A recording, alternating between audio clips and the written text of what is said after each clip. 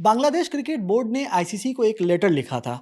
उसमें उन्होंने कहा था कि हम ट्रैवल नहीं करेंगे इंडिया खेलने के लिए जो T20 वर्ल्ड कप 7 फरवरी से शुरू होने वाला है उसके लिए।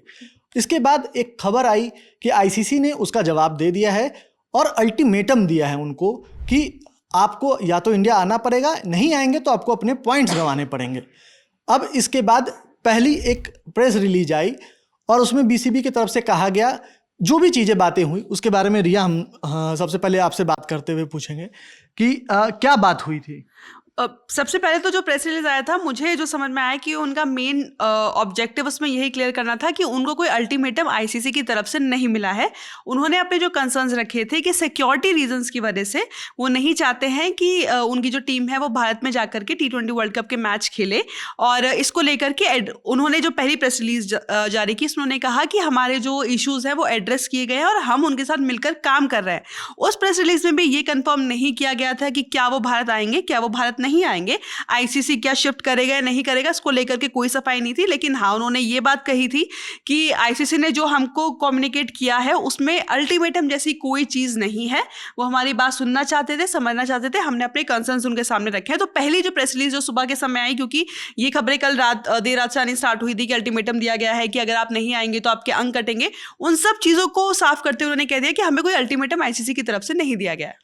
तो कुल मिलाकर के ये था कि अल्टीमेटम नहीं दिया गया, ये बोला गया, लेकिन उसमें ये कम्युनिकेट नहीं हुआ था कि वो ट्रैवल करेंगे कि नहीं। क्योंकि जो मेन मुद्दा था वो सवाल यही है कि क्या वो ट्रैवल करेंगे। बाद में एक बैठक भी हुई, बैठक में कई चीज़ों पे बातें हुई और इसमें फाइनली एक डिसीजन भी आया है। और उसको जो उसके खेल सलाहकार हैं आसिफ नजरुल, उन्होंने भी इसको मीडिया के सामने रखा और बाकी जो बीसीबी के डायरेक्टर हैं उन्होंने भी इस चीज़ को रखा। तो वो बातें क्या हुई और वो जो प्रेस रिपोर्टर को जो उन्होंने बयान दिया है उसमें उन्होंने क्या बताया है। आज दरअसल जब प्रेस रिलीज जारी की गई उसके बाद बैठक हुई थी बीसीबी के जितने भी डायरेक्टर्स हैं उनके साथ, और सबने मिल करके इस बारे में बात की कि उनको आगे क्या करना है क्या नहीं करना है। उसके बाद जब वो बाहर आए, जो कि मीडिया रिपोर्ट्स में बताया जा रहा है, रिपोर्टर्स के साथ बात हुई, तो सबसे पहले नजरुल ने ये बात साफ तौर पर कही कि वो अपनी इज्जत को दाव पर रख करके नहीं जाएंगे भारत। ये बहुत साफ है। एक और चीज उन्होंने यहाँ पे मेंशन की, उन्होंने ये कहा कि बात सिर्फ हमारे खिलाड़ियों की नहीं है, हमारे खिलाड़ी, हमारे जो फैंस वहां पर हमारी टीम को मैच देखने के लिए जाएंगे, हमारे जो जर्नलिस्ट वहां पर जाके जाएंगे, उन सबके सुरक्षा की बात है। और हमें ऐसा नहीं लग रहा है कि भारत में जाकर के हमारे जो खिलाड़ी होंगे वो सुरक्षित रहेंगे, और इस वजह से हम नहीं चाहते कि वो जाए। इसके लिए उन्होंने एग्जाम्पल भी दिया। उन्होंने जो, क्योंकि जिस वजह से ये पूरा मुद्दा शुरू हुआ है, मुस्तफिजुर रहमान को केकेआर ने रिलीज किया था, उसके बाद जो पूरा स्टार्ट हुआ, उन्होंने उसी मुद्दे को फिर से वो लेकर के आए और उन्होंने साफ तौर पर कहा कि अगर केकेआर, हालांकि ये बात कहीं पर मेंशन नहीं है कि केकेआर बीसीसीआई ने क्या सिक्योरिटी रीजंस की वजह से रहमान को रिलीज किया, ये बात कहीं मेंशन नहीं है, लेकिन उन्होंने अपनी तरफ से बात कही कि अगर केकेआर की जो टीम है वो एक खिलाड़ी की सिक्योरिटी की रिस्पॉन्सिबिलिटी नहीं ले पा रही है, तो फिर हम अपनी पूरी टीम को, अपने जर्नलिस्ट को, अपने फैंस को वहां पर किस बेसिस पे भेजें।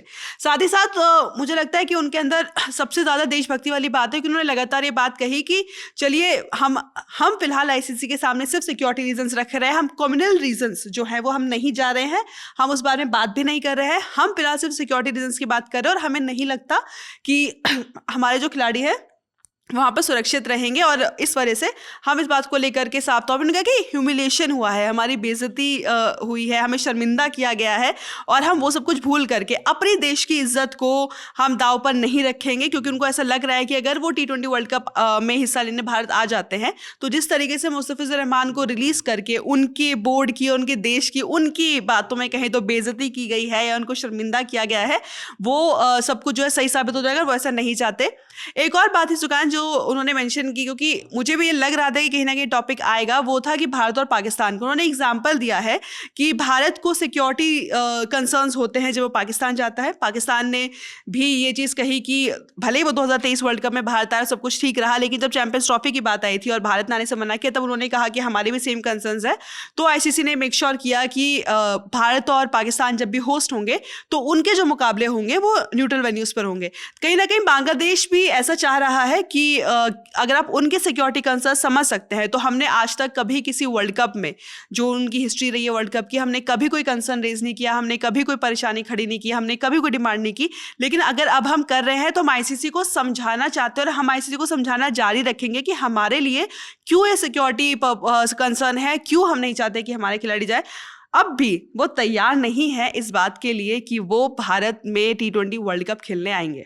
मतलब कुल मिलाकर के अभी तक जो बोर्ड का ये डिसीजन था कि हम ट्रैवल नहीं करेंगे इंडिया, उस पे वो कायम है। और जो सबसे बड़ा सवाल जो उठा रहे हैं सिक्योरिटी का, उसके लिए आईसीसी ने उनको एक मेंशन भी किया है कि हम आपको वो उसकी गारंटी देते हैं कि हम सिक्योरिटी रखेंगे। लेकिन जब जो बात उन्होंने कही कि जो सिर्फ बात खिलाड़ियों की नहीं है, वहाँ के जो जर्नलिस्ट होंगे या फिर जो वहाँ के जो दर्शक आएंगे भारत देखने के लिए, उनकी सिक्योरिटी की भी बात है। और जो भी ये पूरा मुद्दा उठा था मुस्तफिजुर रहमान के साथ, उसके बाद से ही ये लगातार बीसीबी इस चीज़ को बहुत ईगो पे और अपने ऊपर एक तरीके से ह्यूमिलेशन, जैसा रिया ने बताया, उस चीज़ को जोड़ते हुए देख रहे हैं। और कहीं ना कहीं उसी के बाद वो डिसीजन भी आया कि हम ट्रैवल नहीं करेंगे।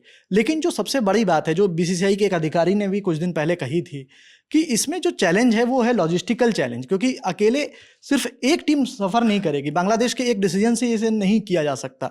उसमें उन्होंने बताया था कि क्यों इसके लिए नहीं किया जा सकता, क्योंकि उसमें उन्होंने इस कंसर्न को रखा था कि इसमें बाकी टीम्स को भी ट्रैवल करना होगा। नहीं, मैं सुकांत यहाँ पर एक चीज़ ऐड करना चाहती हूँ, क्योंकि आज जब वो लोग बाहर आए तो जो बीसीबी के प्रेसिडेंट है उन्होंने ये बात साफ तौर पे कही कि ये एक प्रोपेगेंडा चलाया जा रहा है कि आईसीसी जो है उसने रूल आउट कर दिया है कि वो श्रीलंका में मैचेस नहीं कराने वाला है, और चाहे जो भी सिचुएशन हो आपको बाहर जाना पड़ेगा। उन्होंने साफ तौर पर कहा, मैं आपको एग्जैक्ट वर्ड बता देती हूँ कि there is a propaganda going around that the ICC had said playing in Sri Lanka is not possible.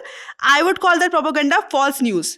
तो उन्होंने साफ तौर पर कहा कि ये प्रोपेगेंडा, ये गलत न्यूज़ है कि आईसीसी ने श्रीलंका मतलब बांग्लादेश के मैचेस को श्रीलंका शिफ्ट करने की बात को सिरे से नकार दिया है। उन्होंने कहा है कि उन्होंने हमसे हमारे कंसर्न्स पूछे थे जो हमने बताए। अब हम कल यानी कि आज देर रात या फिर कल सुबह एक और बार फिर से लिखित तौर पर अपने सारे कंसर्न्स वो आईसीसी को देंगे, और उस लेटर के बाद आईसीसी क्या फैसला करता है उस पर बीसीबी डायरेक्टर्स की फिर से बैठक होगी, और तब ये डिसाइड होगा कि भारत को वहां जाना है या नहीं जाना है। यानी कि बांग्लादेश क्रिकेट बोर्ड ये बात लगातार कह रहा है कि हमको सिक्योरिटी कंसर्न्स है, और आईसीसी के सामने हमने रखा है, वो साफ तौर पर फिलहाल भारत आने के लिए किसी भी तरीके से तैयार नहीं है। वो इस चीज की कोशिश में लगा हुआ है कि वो आईसीसी को कन्विंस करे कि उनके लिए सिक्योरिटी रीजन क्यों है। नहीं, वो तो ठीक है, जो आपने बताया वो सही है।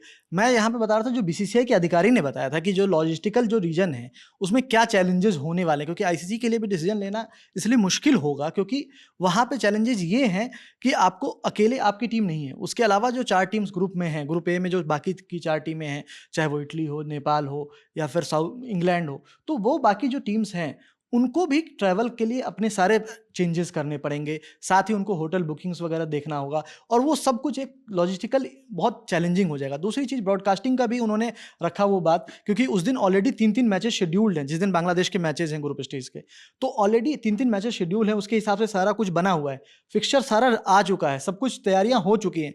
अब 1 महीने का लगभग समय बचा है बस, क्योंकि 7 फरवरी से शुरू होना है टूर्नामेंट। तो उस लिहाज से वो उन्होंने ये बात रखी थी कि बहुत मुश्किल हो जाएगा। उन्होंने भी इम्पॉसिबल शब्द का इस्तेमाल नहीं किया था, उन्होंने कहा था कि लॉजिस्टिकली बहुत नाइटमेयर की तरह होगा, कि मतलब एक खराब सपने की तरह, कि मतलब अगर इस पूरी चीज़ को चेंज करना पड़ा या फिर पूरे शेड्यूल को बदलना पड़ा, क्योंकि जो मैचेस की अगर मैं बात करूं तो जो शेड्यूल्ड है वो 3 मैचेस कोलकाता में होने हैं, 1 मुंबई में होना था। तो ये जो पूरा शेड्यूल था वो इस तरह का है। अब लेकिन ये देखने लायक होगा कि जो बीसीबी जो खत लिखती है, दोबारा जो खत लिखेगी आईसीसी का, उस पर क्या जवाब आता है और उसके बाद बीसीबी क्या टेक लेती है कि उन्हें इंडिया ट्रैवल करना है या नहीं। क्योंकि अब तक उन्होंने ये स्पष्ट कर दिया है कि चाहे कुछ भी हो, हम अपनी इज्जत पे इसको जोड़ के देख रहे हैं, तो हम ट्रैवल नहीं करेंगे। मतलब वो श्रीलंका खेलने अगर उनको अलाउ मिलता है तो वो जाएंगे, नहीं तो नहीं। तो अब आगे क्या होता है वो हम आपको जो आप हमसे जुड़े रहिए, हम आपको बताते रहेंगे। बाकी जो स्पोर्ट्स की तमाम खबरें हैं वो आप ललन टॉप स्पोर्ट्स पे देखते रहिए। इस वीडियो में मेरे साथ दिया रिया ने, मैं सुकांत, वीडियो के पीछे थे आलिश। आप देखते रहिए ललन टॉप स्पोर्ट्स। धन्यवाद। तो लीजिए, हम फिर से बिहार आ रहे हैं। पटना में होगा ललन टॉप अड्डा। बहुत सारे सितारों के साथ दिल खोल कर बातें होंगी, परफॉर्मेंस होंगी और 100% शुद्ध आनंद होगा। 10 जनवरी को पहुंचिए बापू सभागार पटना। फ्री रजिस्ट्रेशन के लिए क्लिक कीजिए thelalantop.com वेबसाइट पर दिए हुए बैनर पर और पहुंचिए पटना के सबसे जबरदस्त अड्डे में। आ जाइए। रजनीगंधा presents Lalan top Bihar Adda, co-powered by Hero Glamour X, आईटिल एंड राजधानी बेसिन।